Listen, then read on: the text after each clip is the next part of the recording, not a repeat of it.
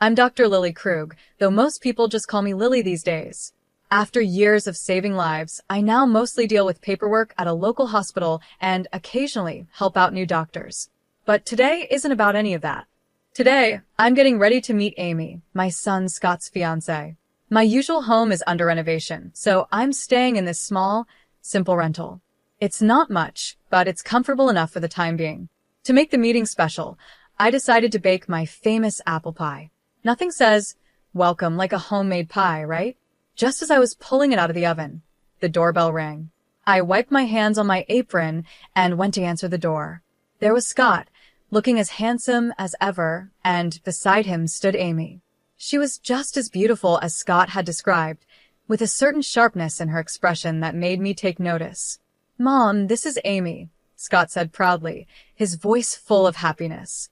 "Nice to meet you, Lily," Amy said, offering her hand, though it felt a bit stiff when I shook it. "Come in, I hope you're hungry." "The pie just came out of the oven," I said with a smile, stepping aside to let them enter. Amy walked in and immediately started looking around the living room and kitchen. I noticed the little frown on her face as she took in the third-hand furniture, the old kitchen cabinets, and the plain walls that could definitely use a fresh coat of paint. "It's cozy," she said at last, with a polite smile that didn't quite reach her eyes. "So, Lily, Scott tells me you work at the hospital. What do you do there?" she asked. "Oh, just some administrative work now," I answered, not wanting to boast about my long career. Scott glanced at me in surprise. "Mom, why don't you tell her about," he started, but I quickly cut him off with a wink as I began slicing the pie. "Never mind that. Let's have some pie. You'll love it, Amy. It's my special recipe," I said, steering the conversation away from my job. As we sat down to eat, Amy seemed more focused on asking questions than enjoying the pie. "So, how did you manage to send Scott to private schools? That must have been tough on just a hospital admin salary," she asked, her tone a bit too forward for my liking. The question took me by surprise. It felt a little too personal, and it annoyed me. I kept my voice steady. "Well, I had some help from my parents. They left me a small inheritance," I replied, hoping to keep things polite.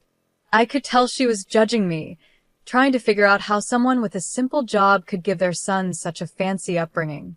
Her questions felt more like an interrogation, each one coming with a sharpness, even though she tried to hide it under a polite tone. Scott, bless him, didn't seem to notice the tension. "Amy's been great with all the tech support at her job. You should see her in action, Mom," Scott said proudly. "That's impressive," I said, turning to Amy with genuine interest.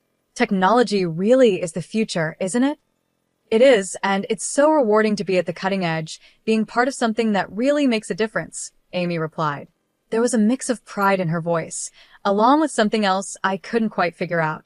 We kept chatting while eating the pie, moving from Scott's job to their wedding plans. I did my best to make Amy feel welcome, despite the awkward start. When it was time for them to leave, Scott hugged me tight, but Amy's goodbye felt cold, her smile practiced, but not reaching her eyes. As I washed the dishes, I made a mental note to stay alert. Scott was my world, and I wasn't going to let anyone mess with his happiness.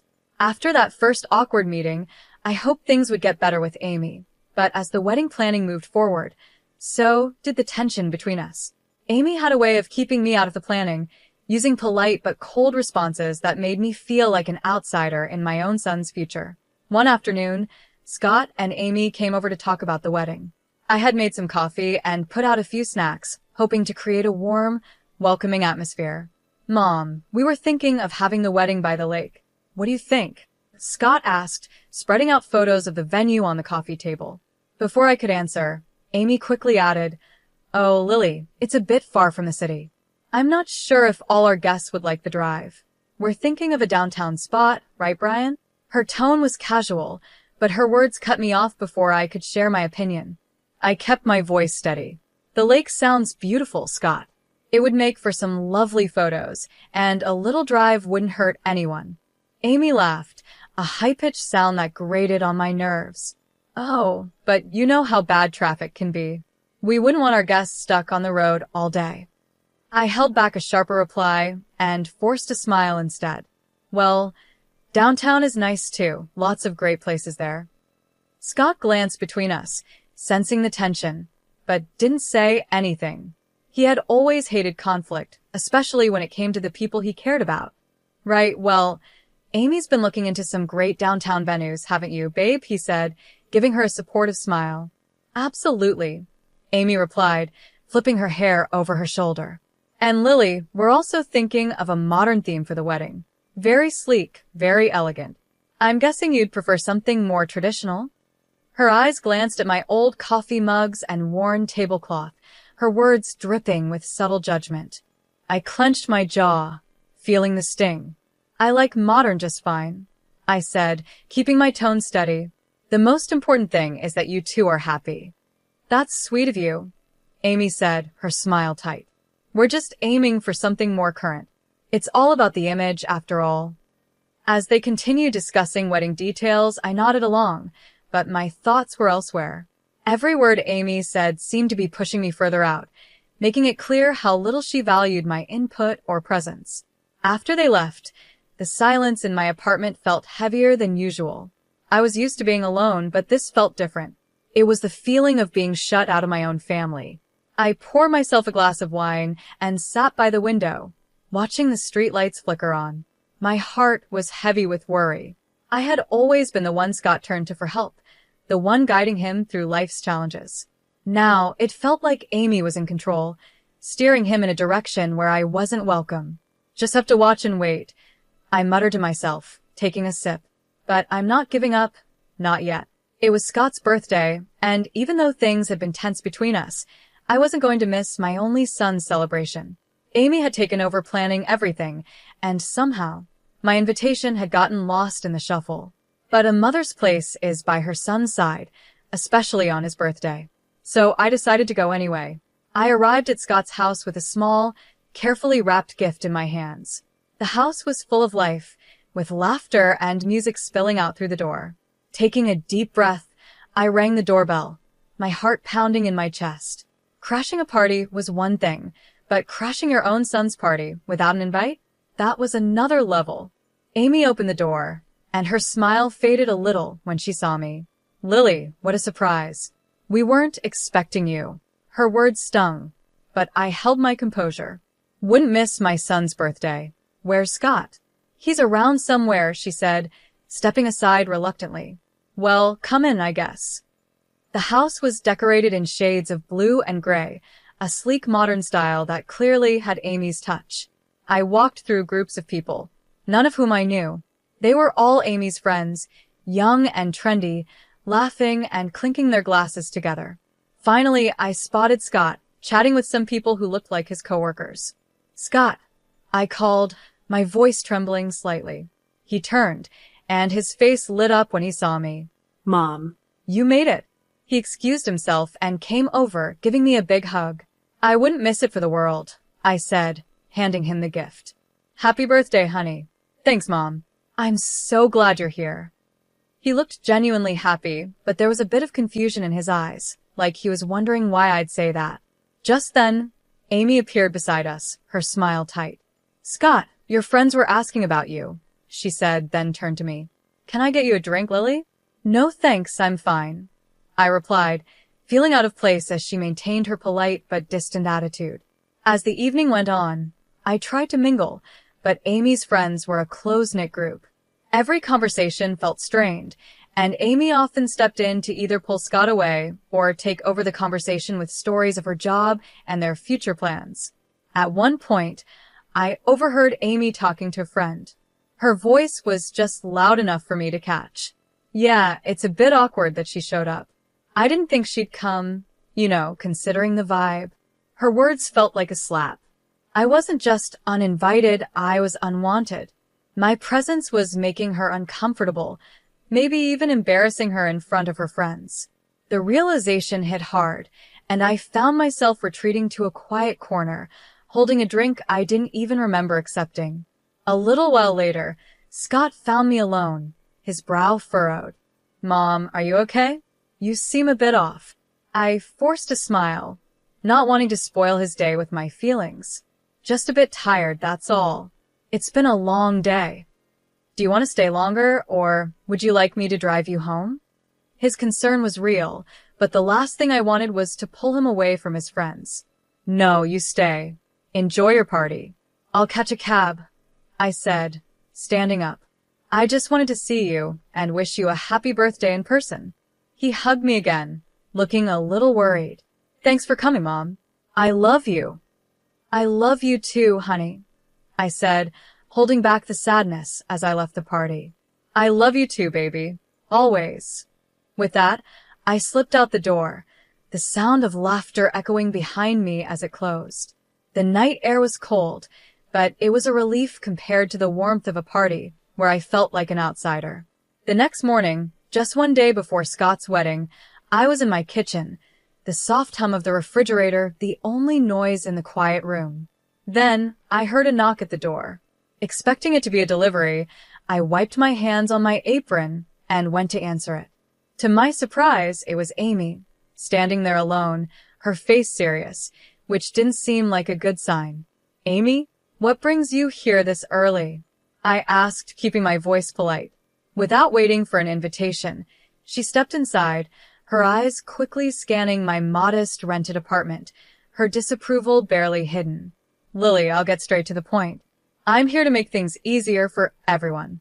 I have a proposal for you, she said. Oh, I replied, my curiosity piqued, though I could feel a chill running through me. She pulled an envelope from her sleek, oversized purse and held it out to me. I'm offering you $3,000 to not come to the wedding tomorrow. We think it's for the best. I stared at her, not because I was shocked by the offer, but because she actually thought this was acceptable. And why would you think I'd agree to that? I asked. Her lips tightened into a frown. Let's be real, Lily. Your presence doesn't really fit with the kind of event we're planning. You know, with all the important guests we're expecting. My hands clenched at my sides, but I knew I had to play this smart. I'm sorry, I think I didn't hear you correctly, I said, tapping my ear, pretending like I hadn't understood. You want to pay me not to attend my own son's wedding? Why? Amy sighed, clearly annoyed. Because, Lily, you don't exactly fit the scene. The way you dress, well, everything about you, it's just not up to the standard we're setting. We have very influential people coming, and we can't have you there looking like that. She paused, waiting for me to show some kind of hurt or give in. But I didn't. I stood tall, my resolve growing stronger. Go on, Amy. I'm listening, I said.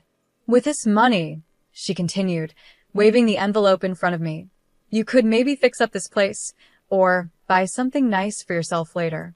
You should be grateful I'm offering this. I almost laughed at her nerve. She thought this place was mine, and that I needed her charity to improve it. But I kept my face neutral, nodded, and took the envelope from her. All right, Amy, if that's what you really want, I said calmly. Her relief was obvious as she gave me a tight smile. Good.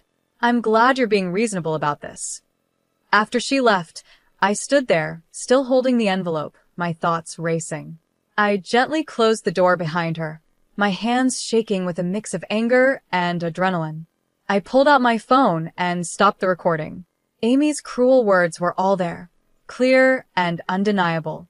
I didn't waste any time and dialed Scott, my voice steady but urgent. Scott, can you come over right now? It's important.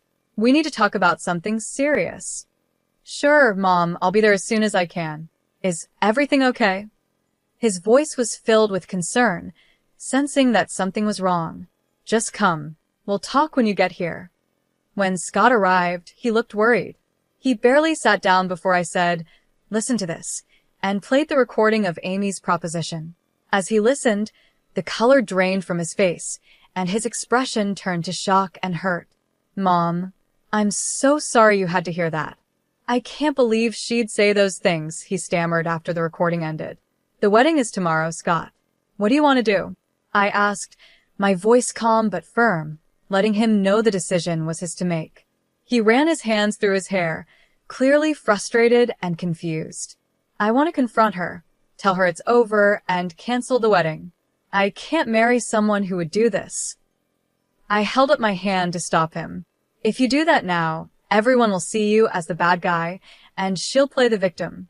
We can't let her control the story." Scott paused, thinking over what I said. "So, what do? We need to let everyone see her true colors. Let them hear the Amy I heard on this recording," I said, my voice calm but full of determination.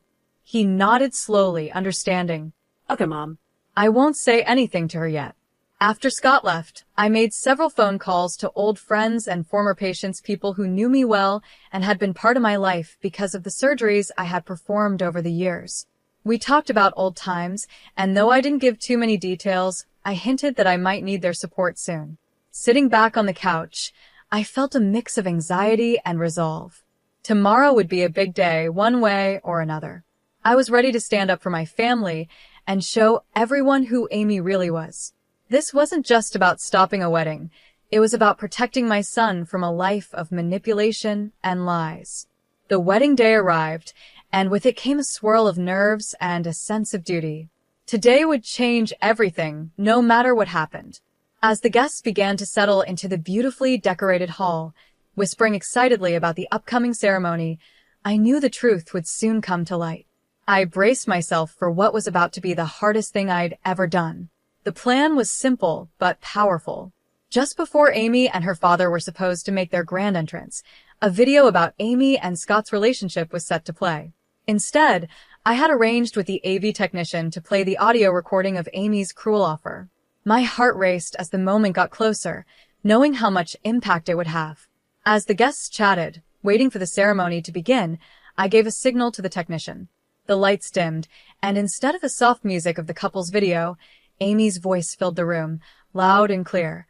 "I'm offering you $3,000 to not attend the wedding tomorrow. We think it's for the best." There was an instant reaction, a gasp from the crowd, followed by murmurs of confusion and shock.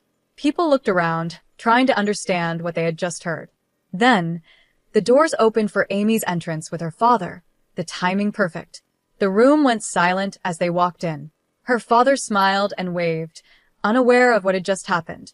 But Amy's smile faded as she realized that all eyes were now on her, filled with judgment and suspicion. As they reached the front, I moved to the second part of the plan. The screen switched to a video montage of testimonials from respected city figures, colleagues, and patients. They spoke about my years as a skilled surgeon, the lives I had saved, and the positive impact I had made in the community. The contrast was striking proof of my life of service and respect, directly challenging Amy's earlier words about my character. Amy stood frozen, her face pale, as the video continued. The guests, now clearly against her, whispered among themselves, their looks ranging from pity to disdain. Amy's mother, sitting in the front row, had tears running down her face, her hands covering her mouth in shock. Amy's composure crumbled, her earlier confidence shattered. She had been exposed in front of the very people she had wanted to impress. As the video ended, the room fell into a heavy silence.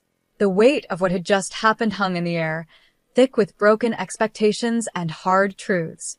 My son Scott took a deep breath and stepped up to the microphone, his face serious. Every eye in the room was on him, filled with curiosity and concern, waiting for what he would say next. "I'm very sorry," Scott began, his voice echoing through the silent hall. "But I didn't see the selfishness and arrogance of my bride sooner." He paused, looking out at the crowd with regret. "I'm canceling the wedding, and I apologize to all of you for the inconvenience." Then he turned to me, his expression softening. "Mom, I'm sorry. Thank you for everything you've done for me. Without you, I might have made the biggest mistake of my life." His voice cracked a little, and my heart filled with both pride and sadness for what he was going through. A soft murmur of support rose from the crowd, and some guests stood up, applauding his courage. A tear slipped down my cheek as I watched my son, standing strong and showing the values I had always hoped to instill in him: integrity and strength. At that moment, Amy, who had been standing off to the side, broke down in tears. "I didn't know about your mother's background," she sobbed, her voice desperate. "This changes everything. Please, Scott, can we just talk about this?" But Scott shook his head, his decision firm. "There's nothing left to talk about, Amy. It's over." Even her parents looked at her with shock and disappointment, clearly stunned by her actions. They, too, seemed caught in the uncomfortable position of seeing their daughter's mistakes laid bare in front of everyone. Frustrated and embarrassed, Amy's emotions boiled over. "This is all your fault," she yelled at me, pointing a trembling finger in my direction. Her voice was raw with anger. "You've ruined everything." With those final words, she ran out of the hall, her sobs echoing behind her as the door slammed shut. The room was left in silence, everyone processing the unexpected drama. I moved to Scott's side, putting my arm around him. "You did the right thing," I whispered, feeling the weight of the day pressing down on both of us. He nodded, wrapping his arm around my shoulders. "Thanks, Mom. I couldn't have gotten through this without you."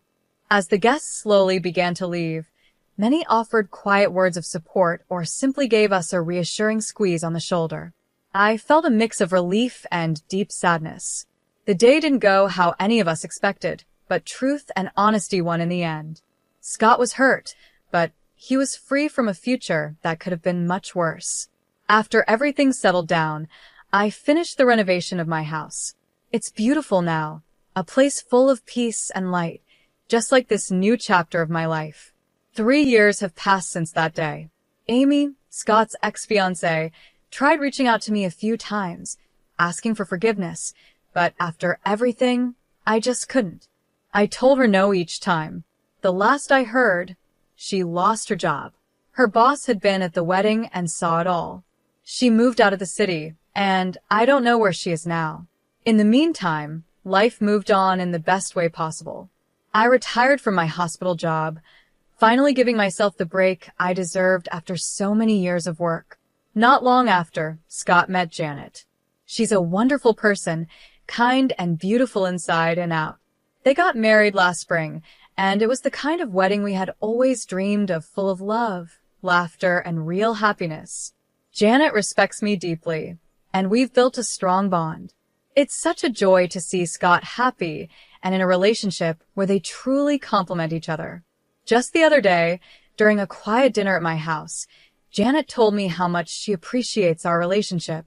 "Lily, I really admire how gracefully you've handled everything. I'm so grateful for how welcoming you've been," she said, her sincerity touching my heart. "I'm just thrilled to have you in the family, dear.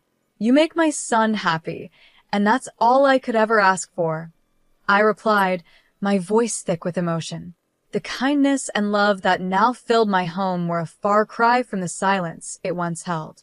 It had truly become a home, ready for future gatherings and family celebrations.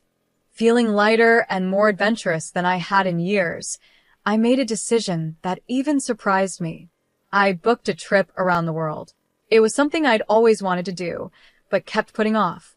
Now, with everything falling into place, it seemed like the perfect time. When I told Scott and Janet, they were thrilled. "Mom, that's amazing. You've always talked about seeing the world," Scott said, his eyes lighting up. "And you've more than earned it," Janet added, giving me a hug. "We'll manage just fine here. Go make some amazing memories." So here I am, finalizing itineraries and packing my bags, ready to explore the places I've only read about or seen in pictures. It feels like I'm not just traveling to new countries, but also stepping into a new phase of life, one where I can simply enjoy and embrace the beauty of the world.